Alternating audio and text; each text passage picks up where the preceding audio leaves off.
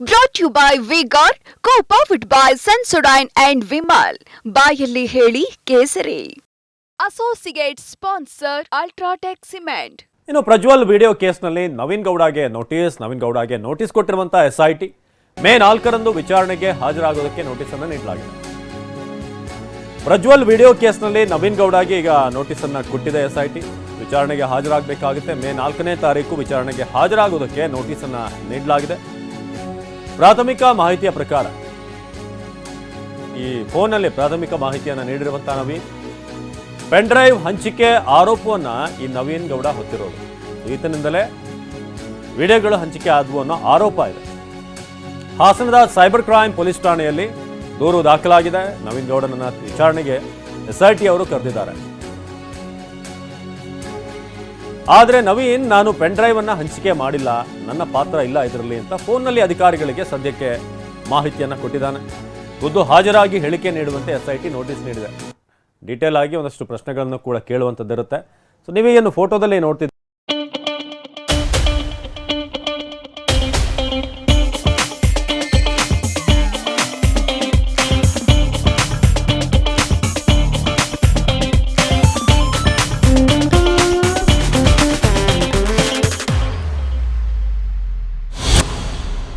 ಇದರಲ್ಲಿ ಈತನೇ ನವೀನ್ ಗೌಡ. ಸೊ ಈತನಿಂದ ಪೆನ್ ಡ್ರೈವ್ ಶೇರ್ ಮಾಡಲಾಗಿದೆ ಅನ್ನೋ ಆರೋಪ ಇದೆ. ಆದರೆ ಫೋನ್ನಲ್ಲಿ ನವೀನ್ ಇಲ್ಲ, ನನಗೂ ಇದಕ್ಕೆ ಯಾವುದೇ ಒಂದು ಸಂಬಂಧ ಇಲ್ಲ, ನಾನು ಯಾವುದೇ ಪೆನ್ ಡ್ರೈವ್ನ ಹಂಚಿಕೆ ಮಾಡಿಲ್ಲ ಅಂತ ಈಗ ಫೋನ್ ಮೂಲಕ ಆತ SIT ಅವರಿಗೆ ಒಂದಷ್ಟು ಮಾಹಿತಿಯನ್ನು ಕೊಟ್ಟಿದ್ದಾನೆ. ಆದರೆ ನೇರವಾಗಿ ವಿಚಾರಣೆಗೆ ಹಾಜರಾಗಿ ಡೀಟೇಲನ್ನು ಕೊಡಬೇಕು ಅನ್ನೋದು ಕೂಡ ಈಗ ತಿಳಿಸಲಾಗಿದೆ. ನಮ್ಮ ಹಾಸನದ ಪ್ರತಿನಿಧಿ ಮಂಜುನಾಥ್ ಈ ಬಗ್ಗೆ ಹೆಚ್ಚಿನ ಮಾಹಿತಿಯನ್ನು ನೀಡ್ತಾರೆ. ಮಂಜುನಾಥ್, ಇದೀಗ ಈ ಪೆನ್ ಡ್ರೈವ್ನಲ್ಲಿರುವಂಥದ್ದು ಏನು ವಿಡಿಯೋಗಳಿದೆ ಅದನ್ನು ಸರ್ಕ್ಯುಲೇಟ್ ಮಾಡಿರುವಂಥದ್ದು ಕೂಡ ಒಂದು ದೊಡ್ಡ ಕ್ರೈಮ್ ಆಗುತ್ತೆ. ಸೊ ಇದಕ್ಕೆ ಸಂಬಂಧಪಟ್ಟ ಹಾಗೆ ಈಗ ಏನು SIT ಹೆಜ್ಜೆ ಇಟ್ಟಿದೆ, ಜೊತೆಗೆ ನವೀನ್ ಗೌಡನ್ನ ಯಾವಾಗ ವಿಚಾರಣೆ ಕರೆದಿದ್ದಾರೆ ಹೇಗೆ ಅಂತ ಮಂಜುನಾಥ್. ಅವಿನಾಶ್, ಏನು ಹಾಸನ ಜಿಲ್ಲೆಯನ್ನು ಒಳಗೊಂಡಂತೆ ರಾಜ್ಯಾದ್ಯಂತ ಏನು ಕೆಲವೊಂದು ಅಶ್ಲೀಲ ವಿಡಿಯೋಗಳನ್ನು ಒಳಗೊಂಡಿರ್ತಕ್ಕಂಥ ಪೆನ್ ಡ್ರೈವ್ ವೈರಲ್ ಆಗ್ತಾ ಇದೆ. ಹಾಗೆಯೇ ಸಾಕಷ್ಟು ವಿಡಿಯೋಗಳು ಕೂಡ ಎಲ್ಲೆಡೆ ಹರಿದಾಡ್ತಾ ಇದ್ದಾವೆ. ಈ ಪ್ರಕರಣ ಸಂಬಂಧಪಟ್ಟಾಗೆ ತನಿಖೆ ಮಾಡಲಿಕ್ಕೆ ರಾಜ್ಯ ಸರ್ಕಾರ SITನ ನೇಮಕ ಮಾಡಿದೆ. SIT ಒಬ್ಬೊಬ್ಬರಿಗೆ ಎಲ್ಲರನ್ನೂ ಕೂಡ ಕರೆದು ವಿಚಾರಣೆ ಮಾಡ್ತಕ್ಕಂಥ ಪ್ರಕ್ರಿಯೆಯಲ್ಲಿ ತೊಡಗಿದೆ. ಈಗ ಏನು ಈ ಪೆನ್ ಡ್ರೈವಿನ ಹಂಚಿಕೆ ಆರೋಪದಲ್ಲಿ ಹಾಸನ ಸೈಬರ್ ಕ್ರೈಮ್ ಪೊಲೀಸ್ ಠಾಣೆಯಲ್ಲಿ ಏಪ್ರಿಲ್ 23ನೇ ತಾರೀಕು ಒಂದು ಪ್ರಕರಣ ದಾಖಲಾಗುತ್ತೆ. ಹಾಸನ ಕ್ಷೇತ್ರದ ಏನು BJP JDS ಮೈತ್ರಿ ಅಭ್ಯರ್ಥಿ ಆಗಿರ್ತಕ್ಕಂಥ ಪ್ರಜ್ವಲ್ ರೇವಣ್ಣ ಅವರ ಚುನಾವಣಾ ಏಜೆಂಟ್ ಪೂರ್ಣಚಂದ್ರ ಅಂತಕ್ಕಂಥ ವ್ಯಕ್ತಿ ಒಂದು ಕಂಪ್ಲೇಂಟ್ ಅನ್ನು ಕೊಡ್ತಾರೆ ಆ ಸೈಬರ್ ಕ್ರೈಮ್ಗೆ. ನವೀನ್ ಗೌಡ ಮತ್ತು ಇತರರು ಏನು ಏಪ್ರಿಲ್ 21ನೇ ತಾರೀಕು ಸಂಜೆಯಿಂದ ಹಾಸನ ಜಿಲ್ಲೆಯ ಬೇರೆ ಬೇರೆ ಭಾಗದಲ್ಲಿ ಪೆನ್ ಡ್ರೈವ್ಗಳನ್ನು, ಅಂದರೆ ನಮ್ಮ ಅಭ್ಯರ್ಥಿ ಅಥವಾ ಅಶ್ಲೀಲವಾಗಿರ್ತಕ್ಕಂಥ ವಿಡಿಯೋಗಳನ್ನ ಒಳಗೊಂಡಿರ್ತಕ್ಕಂಥ ಕೆಲವೊಂದು ವಿಡಿಯೋಗಳನ್ನ ಒಳಗೊಂಡಿರ್ತಕ್ಕಂಥ ಪೆನ್ ಡ್ರೈವನ್ನು ಮನೆಗೆ ಹಂಚಿ ನಮ್ಮ ಅಭ್ಯರ್ಥಿಗೆ ಅಂದರೆ ಮಾನಹಾನಿಕರವಾಗಿ ಮತ್ತು ಚುನಾವಣೆಗೆ ತೊಂದರೆ ಆಗ್ತಕ್ಕಂಥ ನಿಟ್ಟಿನಲ್ಲಿ ಕೆಲಸ ಮಾಡ್ತಿರತಕ್ಕಂಥ ಆರೋಪಿಸಿ ಒಂದು ದೂರನ್ನು ಕೊಟ್ಟಿರ್ತಾರೆ. ಆ ದೂರಿನ ಹಿನ್ನೆಲೆಯಲ್ಲಿ ಸೈಬರ್ ಕ್ರೈಮ್ ಪೊಲೀಸ್ ಠಾಣೆಯಲ್ಲಿ ಪ್ರಕರಣ ಕೂಡ ದಾಖಲಾಗಿತ್ತು. ಸೊ ಈ ಪ್ರಕರಣವನ್ನು ಕೂಡ SIT ತನಿಖೆ ವ್ಯಾಪ್ತಿಗೆ ಒಳಪಡಿಸಲಾಗಿದೆ. ಆ ಹಿನ್ನೆಲೆಯಲ್ಲಿ ಇವತ್ತು ನವೀನ್ ಗೌಡಗೂ ಕೂಡ ನೋಟಿಸ್ ಅನ್ನು ಜಾರಿ ಮಾಡಲಾಗಿದೆ. ನೀವು ಖುದ್ದು ಬೆಂಗಳೂರಿನ CID ಕಚೇರಿಗೆ ಹಾಜರಾಗಬೇಕು, ಅಲ್ಲಿ ಬಂದು ಹೇಳಿಕೆ ಕೊಡಬೇಕು ಅಂತೇಳಿ ಸೂಚನೆ ಕೊಟ್ಟಾಗ ಆತ ಇಲ್ಲ ಈ ಪೆನ್ ಡ್ರೈವ್ಗೂ ನನಗೂ ಏನು ಸಂಬಂಧ ಇಲ್ಲ, ನಾನು ಯಾವ ಪೆನ್ ಡ್ರೈವ್ನು ಕೂಡ ಎಲ್ಲೂ ಕೂಡ ಹಂಚಿಕೆ ಮಾಡಿಲ್ಲ ಅಂತೇಳಿ ಕೆಲವೊಂದು ಮಾಹಿತಿಯನ್ನು ಶೇರ್ ಮಾಡ್ಕೊಳ್ತಕ್ಕಂಥ ಪ್ರಯತ್ನವನ್ನು ಕೂಡ ಮಾಡಿದ್ದೇನೆ ಅಂತೇಳಿ ಮಾಹಿತಿ ಲಭ್ಯ ಆಗಿದೆ. ಆದರೆ ಅಧಿಕಾರಿಗಳು, ಅಂದರೆ SIT ತಂಡದ ಅಧಿಕಾರಿಗಳು, ಇಲ್ಲ ನೀವು ಖುದ್ದು ಹಾಜರಾಗಬೇಕು, ಬೆಂಗಳೂರಿಗೆ ಬಂದು CID ಕಚೇರಿಯಲ್ಲಿ ಖುದ್ದು ನೀವು ಹಾಜರಾಗಿ ನಿಮ್ಮ ಹೇಳಿಕೆಯನ್ನು ದಾಖಲು ಮಾಡಬೇಕು ಅಂತಕ್ಕಂಥ ಸೂಚನೆಯನ್ನು ಕೊಟ್ಟಿದ್ದಾರೆ. ಅವರಿಗೆ ಮೇ 4ನೇ ತಾರೀಕು, ಅಂದರೆ ನಾಳೆ ಅಲ್ವಾ ನಾಡಿದ್ದು, ಅವರು ಖುದ್ದು ಹಾಜರಾಗಬೇಕು ಅಂತಕ್ಕಂಥ ಸೂಚನೆ ಕೊಟ್ಟಿದ್ದಾರೆ ಅಂತಕ್ಕಂಥ ಮಾಹಿತಿ ಈಗ ಲಭ್ಯ ಆಗಿದೆ. ಸೊ ಹಾಗಾಗಿ ಏನು SIT ಈ ಒಂದು ಪ್ರಕರಣ ತನಿಖೆಯನ್ನು ಕೈಗೊಳ್ತಾ ಇದೆ, ತನಿಖೆ ಚುರುಕುಗೊಳ್ತಾ ಇದೆ. ಹಾಗಾಗಿನೇ ಈ ಪ್ರಕರಣದಲ್ಲಿ ಯಾರ್ಯಾರೆಲ್ಲ ಭಾಗಿಯಾಗಿದ್ದಾರೆ ಅಂತಕ್ಕಂಥ ಆರೋಪಗಳಿದ್ದಾವೆ, ಅವ್ರನ್ನ ಒಬ್ಬೊಬ್ಬರಾಗೆ ಕರೆದು ವಿಚಾರಣೆ ಮಾಡತಕ್ಕಂಥ ಪ್ರಕ್ರಿಯೆ ಈಗ ಮುಂದುವರಿತಾ ಇದೆ. ಅವಿನಾಶ್, ಧನ್ಯವಾದ ಮಂಜುನಾಥ್. ಪ್ರಜ್ವಲ್ ರೇವಣ್ಣ ಲೈಂಗಿಕ ದೌರ್ಜನ್ಯ ಆರೋಪ ಕೇಸ್ಗೆ ಸಂಬಂಧಪಟ್ಟ ಹಾಗೆ ಏಪ್ರಿಲ್ 27ರಂದೇ Prajwal return ticket book, May 15ಕ್ಕೆ ರಿಟರ್ನ್ ಟಿಕೆಟ್ ಬುಕ್ ಮಾಡಿದ್ದಂತ ಪ್ರಜ್ವಲ್ TV9ಗೆ ಪ್ರಜ್ವಲ್ ಬುಕ್ ಮಾಡಿದ್ದಂತ ಟಿಕೆಟ್ನ ಪ್ರತಿ ಲಭ್ಯ ಆಗಿದೆ. ಸೊ ಮೇ 15ಕ್ಕೆ ರಿಟರ್ನ್ ಟಿಕೆಟ್ ಅನ್ನ ಬುಕ್ ಮಾಡಿರುವಂಥದ್ದು. TV9ಗೆ ಪ್ರಜ್ವಲ್ ಬುಕ್ ಮಾಡಿರುವಂತಹ ಟಿಕೆಟ್ನ ಕಾಪಿ ಏನಿದೆ ಅದು ಲಭ್ಯ ಆಗಿದೆ. ಏಪ್ರಿಲ್ 27ರ ಮಧ್ಯರಾತ್ರಿ ತೆರಳಿದ್ದಂಥ Prajwal April 27, 2024 Bengaluru to Munich, ಜರ್ಮನಿಯ ಮ್ಯೂನಿಚ್ಗೆ ತೆರಳಿರುವಂತಹ Prajwal May 15, 2024 Munich to Bangalore, ಆ ಒಂದು ಟಿಕೆಟ್ ಇದೆ ಮ್ಯೂನಿಚ್ ಟು ಬೆಂಗಳೂರಿಗೆ. ಮೇ 15ರ ಮಧ್ಯರಾತ್ರಿ ವಾಪಸ್ ಬರೋದಕ್ಕೆ ಟಿಕೆಟ್ ಬುಕ್ ಆಗಿದೆ. ಸೊ ಒಂದು ಕಾಪಿಯನ್ನು ನಾವು ನೋಡ್ತಾ ಇದ್ದೀವಿ, ಏನು ರಿಟರ್ನ್ ಟಿಕೆಟನ್ನು ಬುಕ್ ಮಾಡಲಾಗಿದೆ.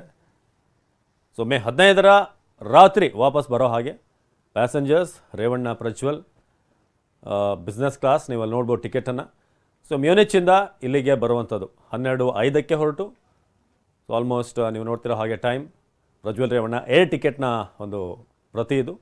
ಮೇ 15 ರಿಟರ್ನ್ ಬರೋದಾಗಿ ಅಲ್ಲಿ ಟಿಕೆಟ್ ಬುಕ್ ಆಗಿದೆ. ಏಪ್ರಿಲ್ 27 ಮಧ್ಯರಾತ್ರಿ ಇಲ್ಲಿಂದ ಹೋಗಿದ್ದಂಥ ಪ್ರಜ್ವಲ್.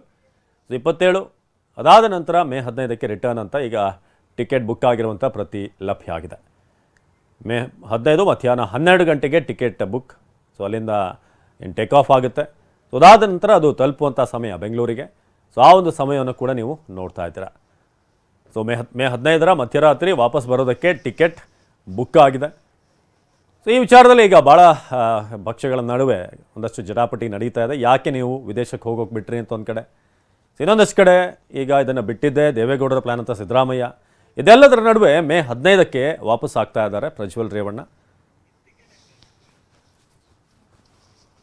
ಸೊ ನಾವೀಗ ಟಿಕೆಟನ್ನು ನೋಡ್ತಾ ಇದ್ದೀವಿ.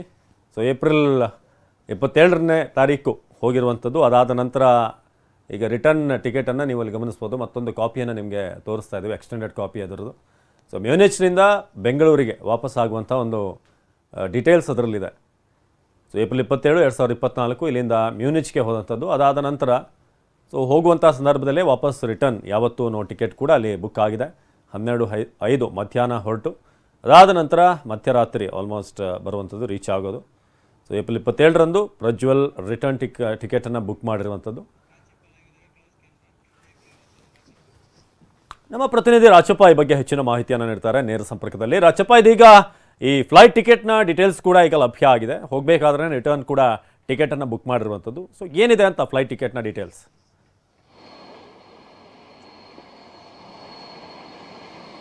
ಅವಿನಾಶ್, SIT ರಚನೆ ಆಗ್ತದೆ ಅನ್ನುವಂತಹ ಸುಳಿವು ಸಿಕ್ಕಿದ ಕೂಡಲೇ ಚುನಾವಣೆಯ ಮರುದಿನ ಅಂದರೆ ಏಪ್ರಿಲ್ 27ರ ರಾತ್ರಿ ಪ್ರಜ್ವಲ್ ರೇವಣ್ಣ ಬೆಂಗಳೂರು ಅಂತಾರಾಷ್ಟ್ರೀಯ ವಿಮಾನದಿಂದ ಜರ್ಮನಿಗೆ ತೆರಳಿರುವಂಥದ್ದು. ಅಂದರೆ ಇಮಿಗ್ರೇಷನ್ ಕ್ಲಿಯರೆನ್ಸ್ಗಾಗಿ ರಿಟರ್ನ್ ಟಿಕೆಟನ್ನು ಕೂಡ ತೋರಿಸಬೇಕಾಗತ್ತೆ. ಅದೇ ಒಂದು ನಿಟ್ಟಿನಲ್ಲಿ ಮೇ 3ಕ್ಕೆ ರಿಟರ್ನ್ ವಾಪಸ್ಸು ಬರೋದಾಗಿ ಒಂದು ಟಿಕೆಟ್ ಕೂಡ ಬುಕ್ ಆಗಿರುತ್ತೆ. ಅದಾದ ನಂತರದಲ್ಲಿ SIT ಅಧಿಕಾರಿಗಳು ಕೂಡ ರೇವಣ್ಣ ಹಾಗೆಯೇ ಪ್ರಜ್ವಲ್ ರೇವಣ್ಣ ಇಬ್ಬರೂ ಕೂಡ ವಿಚಾರಣೆಗೆ ಹಾಜರಾಗಬೇಕು ಅಂತ ಯಾವಾಗ ನೋಟಿಸನ್ನು ಕೊಡುತ್ತೆ. ಈ ನೋಟಿಸ್ ಕೊಟ್ಟಂಥ ಸಂದರ್ಭದಲ್ಲಿ ಇವತ್ತು ರೇವಣ್ಣ ವಿಚಾರಣೆಗೆ ಹಾಜರಾಗುವಂಥ ಸಾಧ್ಯತೆ ಇದೆ.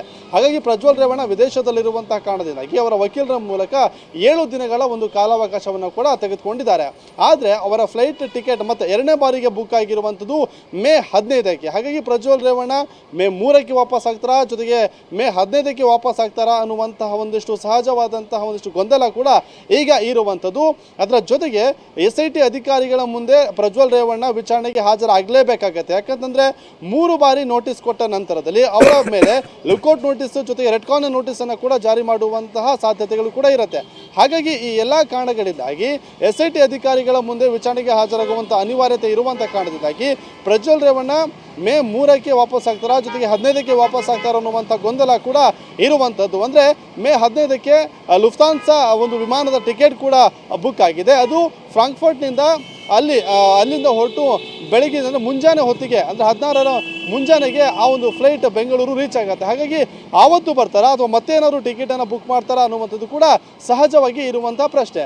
ಹಾಗಾಗಿ ಪ್ರಜ್ವಲ್ ರೇವಣ್ಣ ಒಂದು ಲೈಂಗಿಕ ದೌರ್ಜನ್ಯ ಆರೋಪ ಪ್ರಕರಣಕ್ಕೆ ಸಂಬಂಧಪಟ್ಟಂತೆ ಯಾವಾಗ SIT ಅಧಿಕಾರಿಗಳ ಮುಂದೆ ವಿಚಾರಣೆಗೆ ಹಾಜರಾಗ್ತದೆ ಅನ್ನುವಂಥ ಕುತೂಹಲ ಸದ್ಯಕ್ಕೆ ಇರುವಂಥದ್ದು. ಅವಿನಾಶ್, ಧನ್ಯವಾದ Rachappa. Brought to you by V-Guard, co-powered by Sensodyne and Vimal. ಬಾಯಲ್ಲಿ ಹೇಳಿ ಕೇಸರಿ. Associate sponsor UltraTech cement.